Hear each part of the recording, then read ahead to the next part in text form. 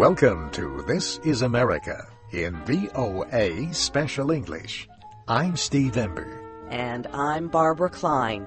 Later this week, Americans will celebrate the nation's Independence Day. On July 4th, 1776, colonial leaders approved the final Declaration of Independence for the United States. This year, the city of New York will also celebrate the opening of part of an important symbol of America that has been closed to the public for the past 8 years. The Statue of Liberty has stood in New York Harbor for more than 100 years. It was a gift from the people of France in 1884. Its full name is Liberty Enlightening the World. The Statue of Liberty is 46 meters tall from its base. It is made mostly of copper. Throughout history, images of liberty have been represented as a woman. The statue is sometimes called Lady Liberty. The Statue of Liberty's face was created to look like the sculptor's mother. Her right arm holds a torch with a flame high in the air. Her left arm holds a tablet with the date of the Declaration of Independence, July 4th, 1776. On her head she wears a crown of 7 points. Each is meant to represent the light of freedom as it shines on the 7 seas and 7 continents of the world. 25 windows in the crown represent gemstones found on earth. A chain that represents oppression lies broken at her feet. In 1903, a bronze plaque was placed on the inner wall of the statue's support structure, or pedestal. On it are words from the poem The New Colossus, written by Emma Lazarus in 1883. The plaque represents the statue's message of hope for people seeking freedom. These are some of its best-known words.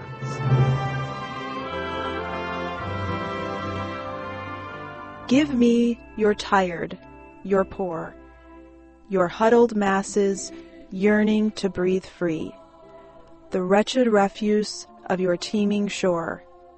Send these, the homeless, tempest-tossed, to me.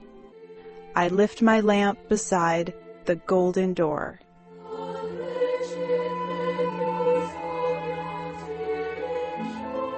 The United States and France have been friends and allies since the time of the American Revolution.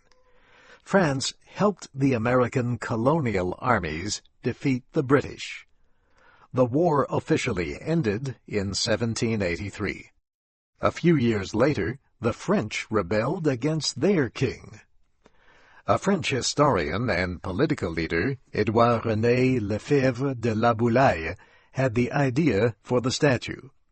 In 1865, he suggested that the French and the Americans build a monument together to celebrate freedom. Artist Frédéric Auguste Bartholdi immediately agreed to design it. In 1875, the French established an organization to raise money for Bartholdi's creation. 2 years later, an American group was formed to raise money to pay for a pedestal to support the statue. American architect Richard Morris Hunt was chosen to design this support structure. It would stand 47 meters high. In France, Bartholdi designed a very small statue. Then he built a series of larger copies. Workers created a wooden form covered with plaster for each part. Then they placed 300 pieces of copper on the forms. This copper skin was less than 3 centimeters thick. The statue also needed a structure that could hold its weight of more than 200 tons. French engineer Alexandre Gustave Eiffel created this new technology. Later, he would build the famous Eiffel Tower in Paris. Eiffel and others worked in Paris to produce a strong iron support system for the statue. The design also needed to permit the statue to move a little in strong winds. France had wanted to give the statue to the United States on the 100th anniversary of the Declaration of Independence, July 4th, 1876. But technical problems and lack of money delayed the project. France finally presented the statue to the United States in Paris in 1884. But the pedestal being built in New York was not finished. Not enough money had been given to complete the project. The publisher of the New York World newspaper came to the rescue. Joseph Pulitzer used his newspaper to urge Americans to give more money to finish the pedestal. His efforts brought in another $100,000, and the pedestal was finished.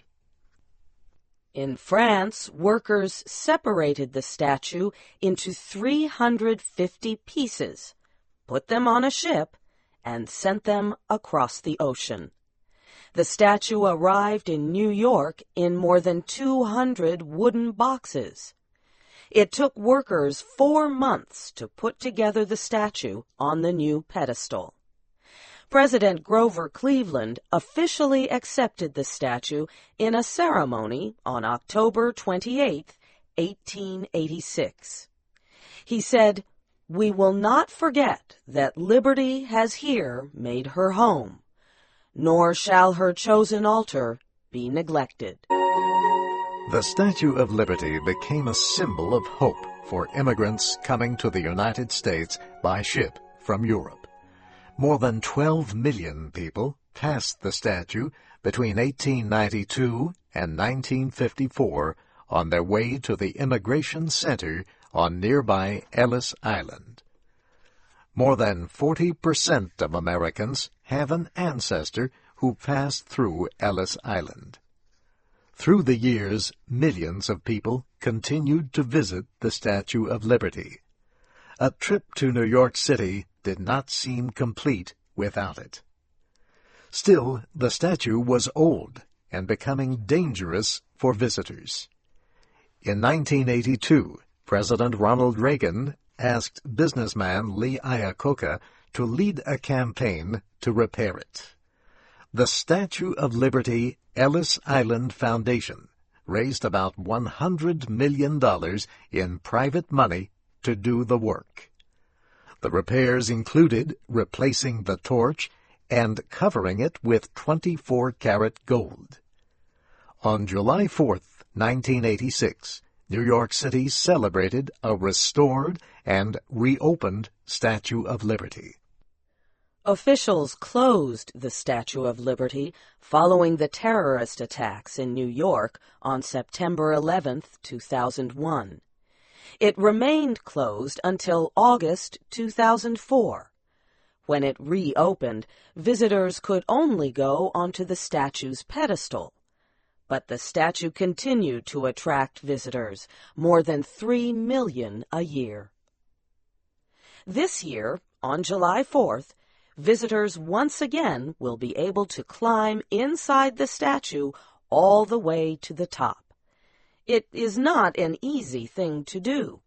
More than 350 steps lead to Lady Liberty's crown. The National Park Service says it will limit the number of climbers to about 200 a day. No more than 10 people will be able to go up at one time. At that rate, officials estimate that more than 100,000 people will be able to climb to the top each year. But if you want to visit the newly opened Statue of Liberty, you must do it within the next 2 years. That is because the National Park Service plans to close it again for more repairs. Officials say the improvements could take as long as 2 years. but they say the work will make it possible to safely double the number of visitors permitted inside. The Statue of Liberty National Monument and Ellis Island is one of America's national parks. It includes both Liberty Island, where the statue stands, and nearby Ellis Island, the former Federal Immigration Processing Center.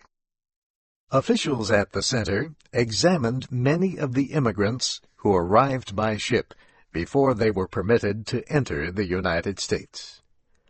The main building was restored and opened as a museum in 1990. The museum includes pictures, videos, interactive displays, and recordings of immigrants who went through Ellis Island until it was closed in 1954. One popular exhibit is the Immigrant Wall of Honor outside the main building. It honors all immigrants to the United States, no matter where they entered the country. It now lists the names of more than 700,000 people. A new area of wall is being prepared for more names to be added. An immigration history center on the island contains the ship records of passengers who entered through New York from 1892 through 1924. Those were the years of the great wave of European immigration, before the United States passed restrictive immigration laws. One recent visitor said, "The Ellis Island Immigration Hall feels alive with the stories of people who left their native lands long ago to start a new life in a new country."